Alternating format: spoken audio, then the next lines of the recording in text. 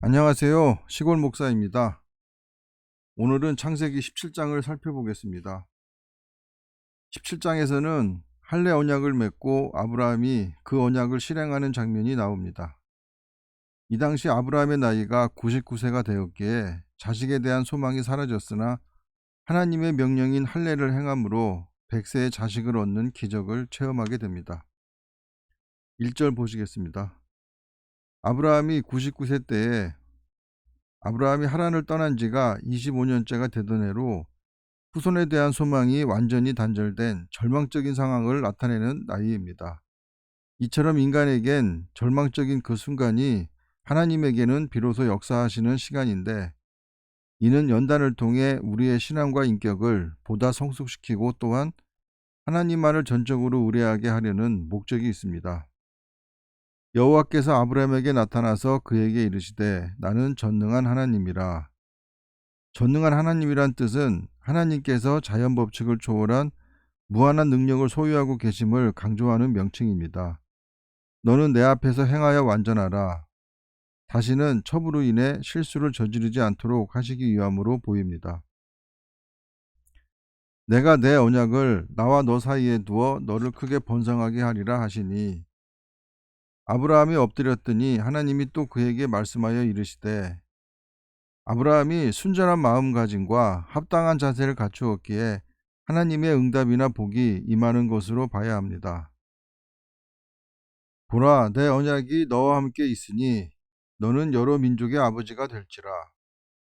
이제 후로는 내 이름을 아브라함이라 하지 아니하고 아브라함이라 하리니, 히브리인들은 보통 할례를 받을 때 이름이 주어지는데 아브라함 역시 할례를 받기 직전에 이러한 새 이름을 받은 것은 언약의 갱신을 상징한 외적 표식입니다.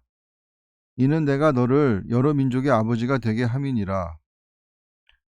후일 야곱에게 이스라엘이란 이름을, 시몬에게는 베드로란 이름을 주신 것처럼 하나님께서 아브라함에게 새 언약과 함께 새 이름을 주셨습니다.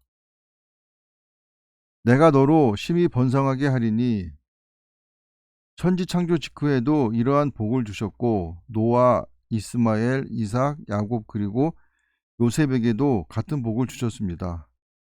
내가 내게서 민족들이 나게 하며 왕들이 내게로부터 나오리라. 이 당시는 왕에 대한 개념이 없었기에 왕이 나온 이후에 기록된 것으로 보아야 할 것입니다. 내가 내 언약을 너와 너 및 내 대대 후손 사이에,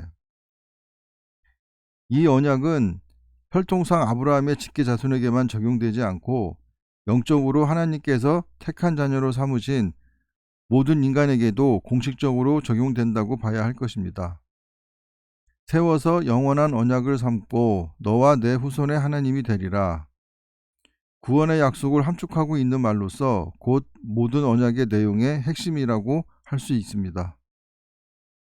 8절 보시겠습니다. 내가 너와 내 후손에게 내가 거류하는 이 땅, 곧 가나안 온 땅을 주어 영원한 기업이 되게 하고, 가나안 땅은 훗날 여호수아의 영도하에 있는 이스라엘 백성에게 상속되었지만 후대 이스라엘 역사에서 알 수 있듯이 그들은 가나안 땅을 영구히 차지하지 못하고 하나님께서 죄를 범할 때마다 그 땅에서 쫓겨났기에 이 언약은 믿음과 순종이 있을 때만 유효한 조건부 언약으로 볼 수 있습니다.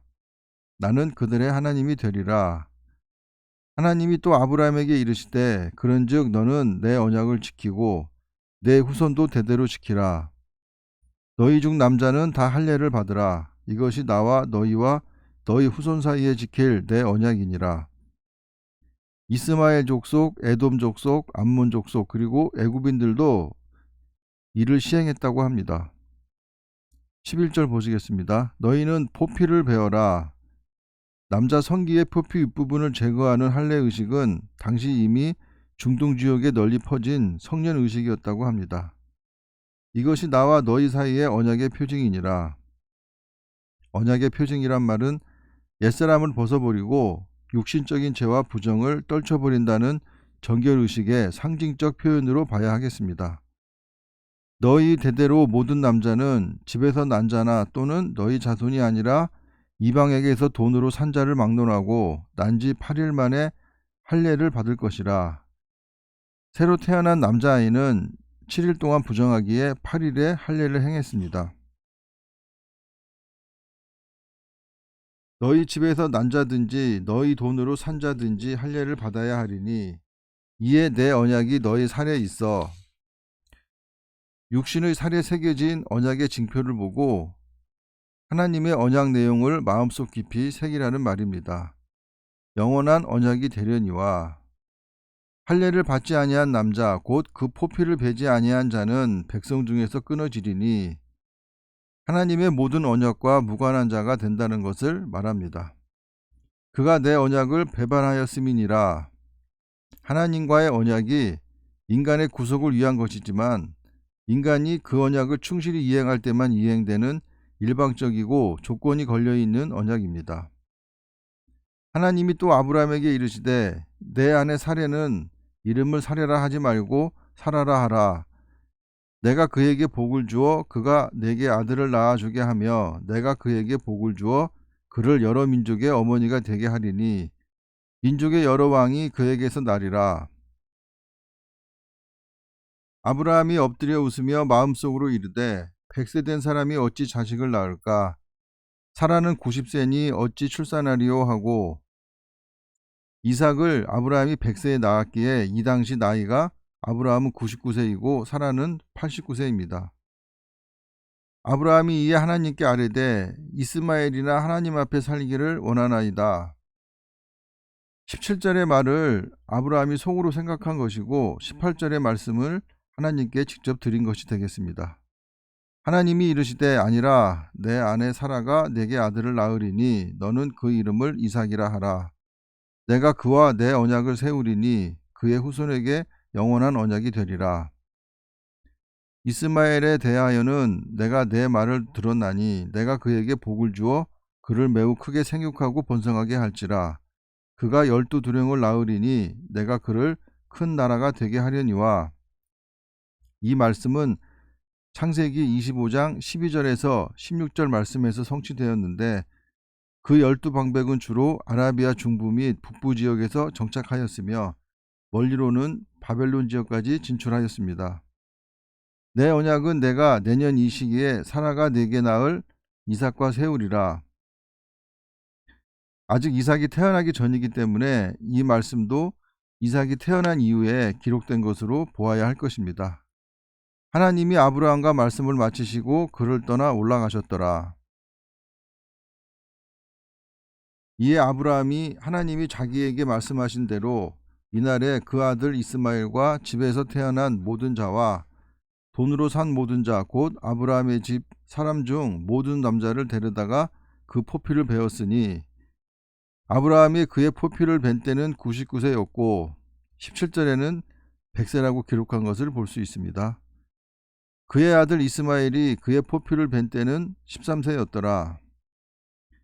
이스마엘의 후손인 아랍 족속들은 생후 8일째에 할례를 시행하지 않고 13세 되는 해에 시행한다고 하는데 아마도 이것은 자기네들의 시조인 이스마엘이 할례를 받았던 때를 기리기 위함으로 보입니다. 그날에 아브라함과 그 아들 이스마엘이 할례를 받았고 그 집의 모든 남자 곧 집에서 태어난 자와 돈으로 이방 사람에게서 사온 자가 다 그와 함께 할례를 받았더라.